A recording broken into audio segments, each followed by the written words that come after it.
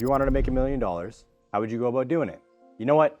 Fuck $1 million. Let's start with 100K. So you want to make your first 6 figures. Let's talk about all your options. You could go to university, right? But that would require 4 years of education minimum.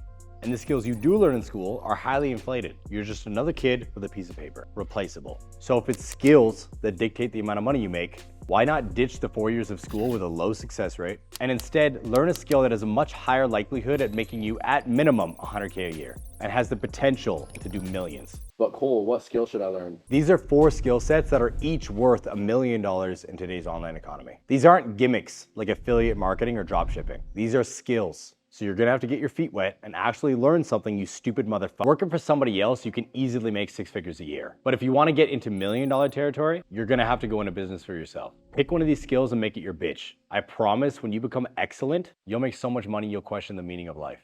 The first skill with $1 million potential is copywriting. Copywriting is anything that's produced with words on the internet. That includes written posts, TikToks, Reels, YouTubes, ads, emails, and everything else. Copywriting is the skill of writing text that makes people take action, like buying a product, signing up, or clicking a link. The goal is to connect with the audience, speak to their needs, and guide them towards something specific. So number 1, know your audience deeply. Understand who you're writing for, their needs, desires, and pain points. The more you know about your audience, the more you can speak directly to their interests and motivations. 2, sell the destination, not the journey. Instead of listing what the product or service does, explain how it helps the reader. Answer the question, what's in it for me? Benefits create a stronger emotional connection. 3, write with clarity and simplicity. Avoid complex words and long sentences. Keep your writing straightforward and to the point so your message is clear. Clarity makes it easier for your readers to understand and act on your message. 5, test and revise your copy. Test your copy, gather feedback, and be ready to revise your copy until you find what works. The second skill with $1 million potential is sales. Sales is influence. Becoming a weapon at influencing people will apply in every area of your life. The first key to sales is listen more than you speak. You should understand your ideal client better than they understand themselves. Ask open-ended questions to understand the needs, goals, and challenges of your potential clients by active listening. This shows you care about helping them find a solution, not just about the sale. The second key to sales is focusing on solving a problem. Instead of pushing a product or service, focus on how you can solve the prospect's problem. Tailor your conversations to show how your product or service specifically meets their needs. The third key to sales is to build trust and relationships. People will only buy off of you if they know you, like you, and trust you. And this is why your character matters more than anything else. People are not going to buy off a sleaze bag, and they'll be able to smell your character a mile away. The fourth key to sales is to know your product inside and out. This is why founders sell their product more than any sales rep, because they know it better than anybody else. Understanding your product thoroughly lets you answer questions confidently. This will help you address any concerns that come up. The fifth key to sales is to learn how to handle objections. Rather than viewing objections as barriers, view them as opportunities to understand your prospects better. Address their concerns calmly and offer solutions to make them feel understood. A lot of people who are good at sales will say that the sale doesn't start until the objection comes up, which is very true, so expect it. The third skill that has $1 million potential is online coaching or mentorship. But Cole, the online coaching space is too saturated. Yeah, it's saturated with a bunch of coaches who have no idea what the fuck they're doing. Be undeniable at what you coach and you won't have any issues. There are 3 main pillars to building a successful online coaching business: attract, convert, deliver. Attraction is marketing. Understand your target audience. Effective marketing begins with knowing who you're trying to reach. Identify your ideal client's demographics, goals, pain points, and where they hang out online. The clearer you are on who they are, the easier it is to tailor your message towards them. Attract clients by providing in-depth, tangible content that showcases your expertise. Share tips, insights, and success stories through social media, main platforms being Instagram, TikTok, Facebook, and YouTube.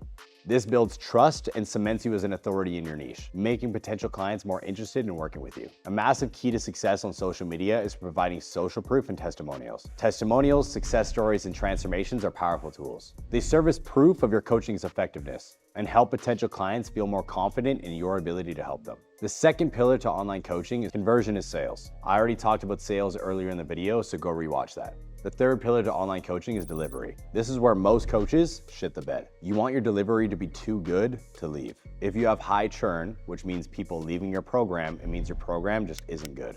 Provide a structured and engaging experience. Set clients up for success with clear milestones, plans, and resources. Use engaging materials like worksheets, video tutorials, and checklists to keep your clients motivated and interacted in the whole process. I also highly recommend utilizing a community, either on school, Facebook, or somewhere else. A community is necessary due to the fact that entrepreneurship is incredibly lonely. Attaching a community to your program will keep your clients invested for longer. One of the biggest names in the business industry, Alex Hormozi, partnered with school due to the fact that communities is that important in your business's growth. Another key to successful online coaching communities is to offer exceptional support and accountability. Make sure clients feel supported every step of the way.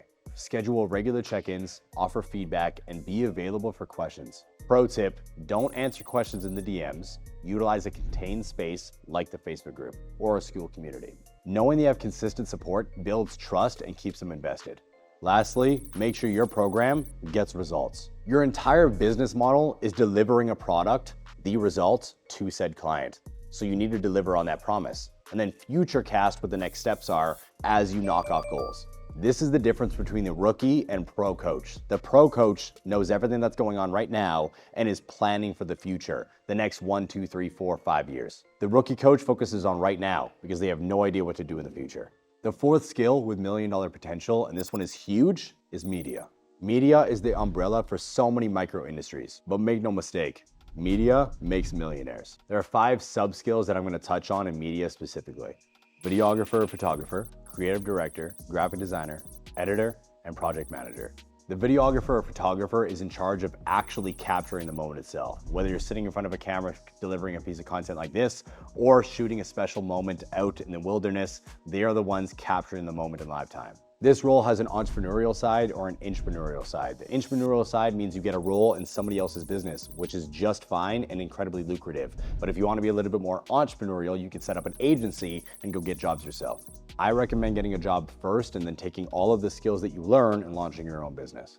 A creative director is responsible for all of the brand's creatives. If you have a lot of experience in the creative media side, you might be a creative director. You're gonna spend a lot of time ideating and then making the idea come to life in live time. A creative director oversees the conceptual and visual direction of a project, ensuring that the content aligns with the brand's goals and aesthetics. They coordinate with teams, develop themes, and guide the overall look and feel. A graphic designer creates visual content using typography, imagery, color, and layout. They create graphics for visual or print media that communicates a brand's message and aesthetic, designing everything from logos, social media assets, and marketing materials that capture attention and communicate effectively. An editor in today's market takes raw materials that were shot by your videographer and makes them sexy as fuck. Editing is a huge time suck for any entrepreneur. So once you make enough money, I highly suggest you bring on an editor full-time. Or if you are an editor, this is a time in history where you can make a lot of money. Yeah, they're a dime a dozen, but if you are actually good, you can charge a lot more. Just like I mentioned previously, you can either do this as an entrepreneur or an intrapreneur. Now, look at your personality. You could just get a job working for somebody else and it might be a little bit easier. However, as an editor, it's a lot more lucrative to just start your own agency right off the bat, start editing for multiple people. And lastly, project managers oversee everything. They're very good at creating systems and processes for everybody to follow. From the videographer getting the footage they need, to the editor actually producing the content based off of the timeline they have. If you're somebody who is disciplined and manages time well, you might be very good at this role. Now, if you're an individual that struggles with time management and deadlines, with love, off, go do something else. Which in case, this role isn't for you, and that's okay.